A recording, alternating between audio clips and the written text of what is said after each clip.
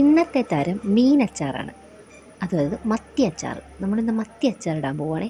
അതിനാദ്യം നമ്മൾ മത്തി നന്നായിട്ട് വൃത്തിയാക്കിയിട്ട് അതിൽ മഞ്ഞൾപ്പൊടി ഉപ്പും തേച്ച് ഒന്ന് ഉണക്കാൻ വെയിലത്ത് വെക്കും. രാവിലെ മുതൽ ഉച്ച വരെ നല്ല വെയിലൊക്കെ ആണെങ്കിൽ അത് മതിയാവും. അത് കഴിഞ്ഞ് അത് നല്ല എണ്ണയിലിട്ടൊന്ന് വറുത്തെടുക്കണം.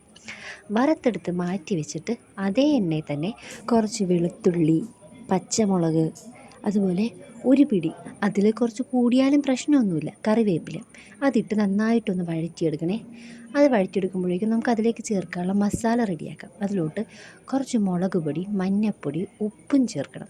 എന്നിട്ട് അതിലേക്ക് കുറച്ച് ചൂടുവെള്ളം, ഇളം ചൂടുവെള്ളവും വിനാഗിരിയും ചേർന്ന് നന്നായിട്ട് മിക്സ് ചെയ്തെടുത്തിട്ട് ആ ഒരു ഗ്രേവി വേണം നമ്മൾ ഈ ഒരു എണ്ണയിലേക്ക് ആഡ് ചെയ്ത് കൊടുക്കാൻ. അത് നന്നായിട്ടൊന്ന് മൂത്ത് വന്നവരെ ജസ്റ്റ്, പിന്നെ ഈ മുളക് പൊടിയും മഞ്ഞൾപ്പൊടിയും ആക്കിയതുകൊണ്ട് അധികം ടൈം എടുക്കത്തില്ലല്ലോ മൂക്കാനായിട്ട്. ഇത് കരിഞ്ഞു പോകാതിരിക്കാൻ വേണ്ടിയാണ് നമ്മൾ ഈ വെള്ളത്തിൽ മിക്സ് ചെയ്ത് വെക്കുന്നത് ഈ പൊടികളൊക്കെ. അതിനുശേഷം ആവശ്യത്തിന് ഉപ്പിട്ട് നന്നായിട്ടൊന്ന് മിക്സ് ചെയ്യുക.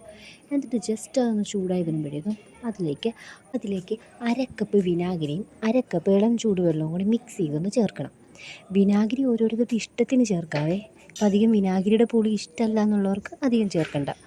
എന്നിട്ട് അത് നന്നായിട്ട് തിളച്ച് വരുമ്പോൾ നമ്മുടെ വറുത്ത് വെച്ചിരിക്കുന്ന മീൻ അതിലോട്ട് ഇട്ട് കൊടുക്കുക.